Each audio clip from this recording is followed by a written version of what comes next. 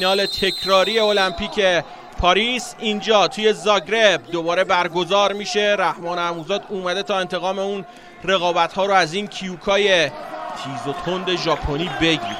ما سابقه داریم با ژاپنیا تو فینال قهرمانی جهان تو همین وزن، جایی که اونجا مهدی تقوی موفق شد کشتیگیر ژاپنی رو شکست بده و عنوان قهرمانی جهان رو به دست بیاره. امیدواریم که این بار همین اتفاق تکرار بشه. تقوی خودش کنار تشک نشسته، رحمان رو راهنمایی میکنه مثل همیشه. دست راست رو زیر کتف کیوکا قرار داده. کیوکا هم پایین اومده تا فن نخوره، اسیر پیچ کمرهای رحمان عموزاد نشه. کاملا ژاپنیا با برنامه کشتی میگیرن. 2 تا طلا هم گرفتن تو 70 و 74 کیلوگرم. دیشب تونستن چرمین والایف رو شکست بدن توی کشتی جذاب در وزن 74 کیلوگرم. نشست برای زیرگیری. خیلی کشتیگیر سریع این کیوکا. رحمان میره که کندش رو بالا بیاره. یه لحظه میتابونه رحمان عموزاد. 2 امتیاز برای رحمان. حالا این کیوکایی که میخواد رو کنه، پا رو گرو گرفته. رحمان یه بار دیگه میتابونه. 2 تای دیگه هم بهش میدن. باز هم میتونه این کار رو تکرار کنه رحمان. حالا 4-0 میشه نتیجه به سود رحمان عموزاد. باید حواسش رو جمع کنه. یه لحظه خطرناکه اونجا و باز هم تابوندش. باور میگه که 2 امتیاز دیگه باید به رحمان بدن. تاب بازی میکنه کشتیگیر ژاپنی با این کنده هایی که رحمان میکشه. 6-0. هممون میدونیم که چقدر کشتیگیر خوبیه این کوتارو کیوکا. رحمان عموزاد یه زیر 2 خم میگیره اونجا، به پشتش میره. مثل رعد و برق بوده تو تورنمنت امسال رحمان عموزاد. 1 امتیاز رو براش در نظر گرفتن، داور وسط نداد امتیازو به رحمان. 6-0. کماکان باید حمله کنه به کیوکا و اجازه کار رو نده به این ژاپنی تیز و تند. میخواد دست زیر کتف قرار بده، این بار اجازه رو نمیده. دوباره رفت رحمان برای زیر کتف زدن. میچرخه، با چرخش میخواد قدرت رحمان رو خنثی کنه.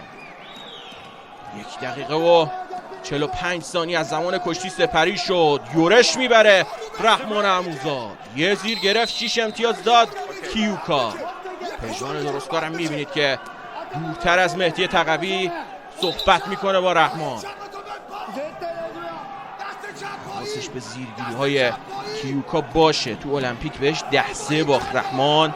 یه بار دیگه زیر کتف میزنه، بازم یورش رحمان. ماشاءالله به این کشتیگیر اخطارم بهش میدن. فرار از تشک داشت.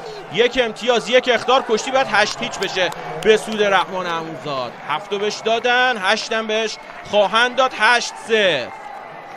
اتفاقی که تو کشتی قربانوف تاجدینوف هم افتاد، ولی 2 امتیاز رو بهش ندادن به قربانوف. بپردازیم به ادامه این کشتی. 8-0. اخطارم داره کوتارو کیوکا.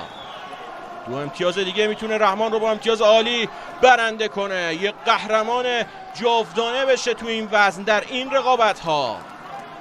بازم یه حواسش پیش اسکوربورد رحمان. زیرگیری رو نشون میده، زیر کتف میخواد بزنه. امیدواریم که بدنی سرحال باشه امروز رحمان و بتونه 6 دقیقه با این کیوکا کشتی بگیره. رفت پشتش، تمومه. نه نتونست که خاکش کنه. زیرو گرفت. یه لحظه اونجا میتونه به پشت کیوکا بره. پا رو نگه داشته کیوکا. خیلی باهوشه، نه اندازه رحمان عموزاد.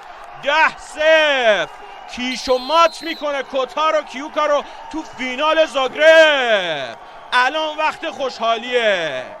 الان وقت خوشحالیه. 2مین طلا هم به دست اومد. چه کسی بهتر از رحمان عموزاد برای 2 طلایی شدن. هم خودش 2 طلایی شد، هم کشتی ایران رو 2 طلایی کرد. اینم وضعیت کوتارو کیوکا. عجب کشتی جانانه‌ای گرفت رحمان. الان میتونه خوشحالی کنه.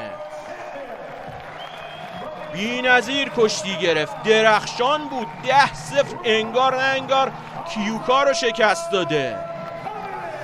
حریفش قهرمان المپیک بود، ولی با فنون ناب ایرانی موفق شد که شکست بده. تو تایم اول هم 10-0 کرد. حالا میتونه بره در آغوش مهدی تقوی قرار بگیره. مثل مهدی تقوی 2 طلایی شد رحمان عموزاد. همینه، یه قهرمان جهان، یه کشتیگیر 6 دانگ موفق میشه که رحمان عموزاد رو به دومین طلای خودش برسونه. واقعا چسبید، چه طلایی گرفت رحمان عموزاد. خسته نباشید به رحمان عموزاد، پژمان درستکار، مهدی تقوی و تیم ایران. انشالله با امیرعلی آذرپیرا سومین طلا رو هم به دست میاریم. خوشحالیشم با مهدی تقوی تقسیم میکنه اونجا.